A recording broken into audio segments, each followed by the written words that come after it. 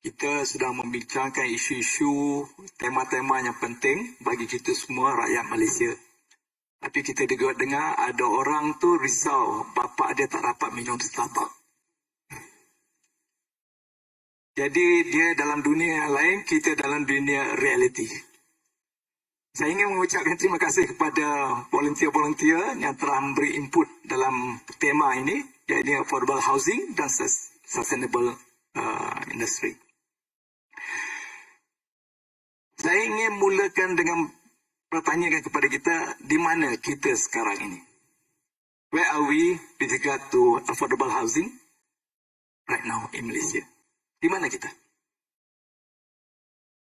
Tak ada t-shirt, tak perlu jawab. Yang pentingnya hakikat dia, where we are.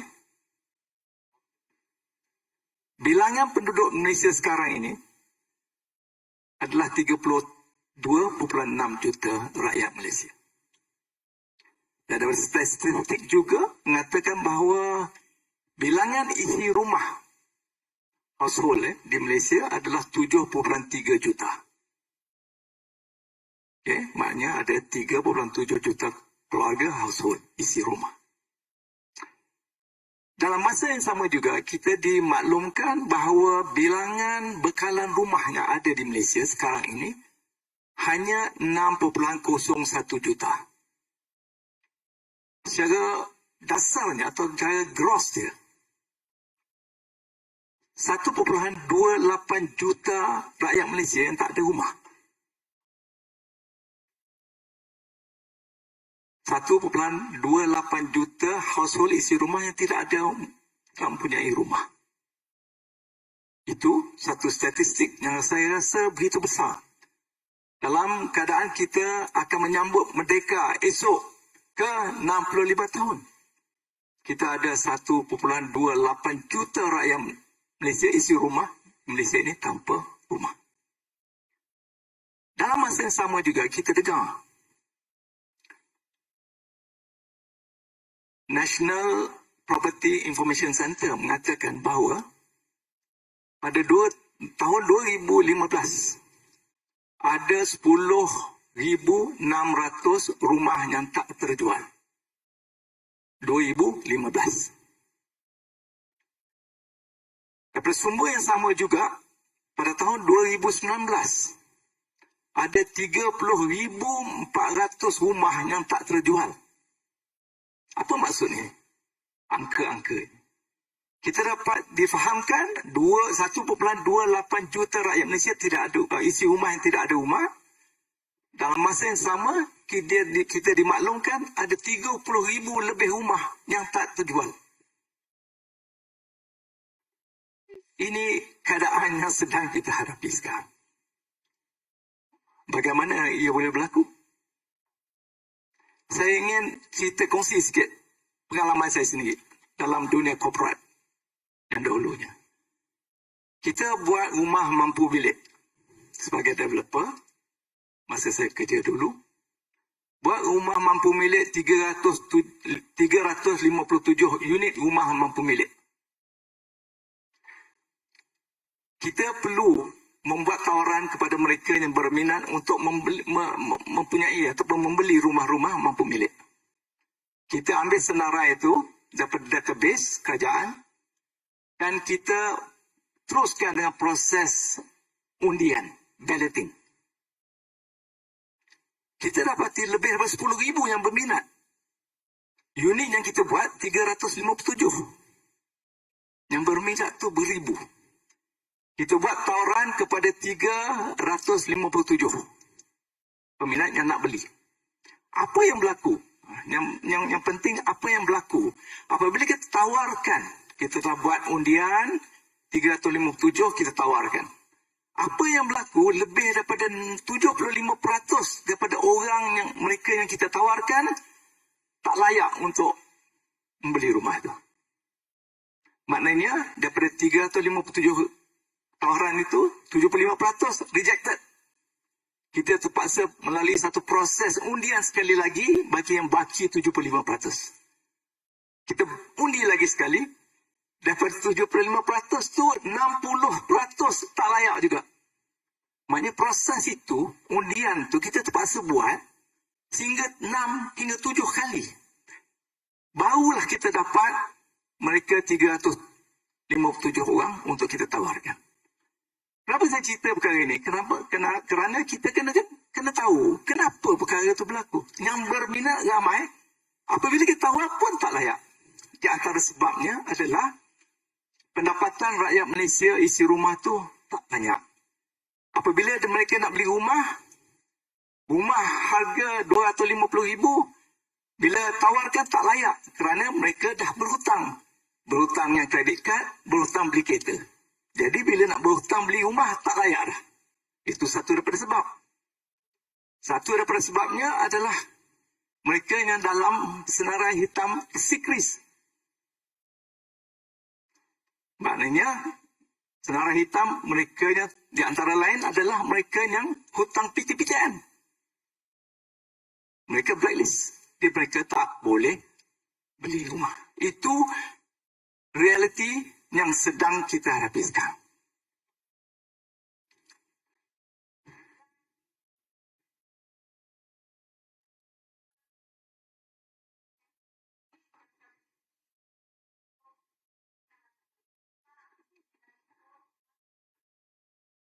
Ya. Correct. So, maknanya itu yang kita cakap apa yang kita hadapi sekarang. How to move forward dan sebagainya. Kita akan address isu-isu yang terima kasih banyak. Dan apabila kita sebut tentang rumah mampu milik, apa yang maksud kita? Rumah mampu milik. Kalau saya ingin lontarkan di sini, definisi rumah mampu milik menggunakan UN Habitat punya pentafsiran adalah adequate quality of the house. Maknanya, kualiti rumah tu mesti sempurna. Kita tidak boleh ikut standard yang dulu. Kita ada rumah PPR di Kuala Lumpur ni, yang 600 kaki persegi. Tak boleh lah, kita tak boleh pakai macam itu. Panduan 4 unit rumah kos rendah, keperluannya hanya 1 kaplang. Tak boleh kita pakai dah, standard tu dah. Itu sebabnya kalau kat Kuala Lumpur ni, kat rumah-rumah PPR, kita dapat parking sampai ke luar-luar kawasan. Dalam atas jalan pun 2-3 lapis. Kerana itu standard yang dulu. Kita tak boleh pakai dah. Itu sebabnya, satu daripada kriteria rumah mampu milik adalah adequate quality. Yang keduanya, fast forward sedikit, lokasi. Kita tidak boleh mengadakan rumah affordable house yang lokasinya jauh daripada pusat aktiviti. Mereka yang memerlukan rumah mampu milik, kenderaan pun tak berapa sempurna. Dahlah jauh lokasi dia, tidak ada pengakuan tanah awam, menyusahkan lagi. Itu sebabnya ada rumah mampu milik. Yang saya kata yang tak terjual tadi, 31.5% rumah yang tak terjual adalah rumah mampu milik. Orang tak nak, jauh sangat. Dia kerja di Kuala Lumpur, rumah kat sana, dia tinggal sana, dia susah nak datang. Pengakuan tanah awam tak ada, kenderaan sendiri pun tak berapa sempurna. Yang ketiga, UN Habitat punya pentafsiran affordable housing adalah harga rumah tu mesti memastikan bahawa perbelanjaan asalnya lain tidak terjejas. Maknanya kalau dia beli rumah tu, dia boleh belilah juga makanan. Maknanya kalau dia beli rumah, dia tak ada apa nak makan, itu masalah. It's not affordable housing. Jadi, berlandaskan kepada UN Habitat punya definisi itu. Rumah. Bila kita sebut tentang rumah, kos kita beli 300,000 affordable house. 300,000, nilai 300,000 datang daripada mana? Jadi saya nak kongsi sedikit, kos yang utama dalam pembangunan rumah ni adalah kos tanah, kos pembinaan, kos compliant. Kos compliant ni adalah pematuhan undang-undang peraturan dan sebagainya. Di Malaysia secara umumnya 20% kos tanah, 7% kos pembinaan, 10% kos pematuhan, compliance. Itu tak termasuk kos rasuah. Kos rasuah masuk semua peringkat. Jadi, kos-kos ini kita kena tangani dengan baik. Harga dalam sebenarnya projek kos rendah affordable housing tu daripada tanah kerajaan 20% automatik sepatutnya kita boleh rendahkan kos rumah. Dan juga kita perlu mengambil pendekatan-pendekatan yang memastikan bahawa industri pembinaan ini produktiviti ada meningkat. Kaedah-kaedah seperti gunakan Industrial Building System IBS perlu kita tingkatkan. Tuan-tuan dan puan-puan sedar tak, IBS di Malaysia ni kita dah mula tahun 1960. Apa boleh teka? Ini satu topi ayuh Malaysia.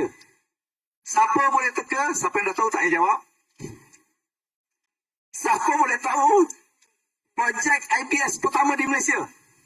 Yang teka, yang dah tahu tak payah jawab. Projek apa? Tak berapa tepat.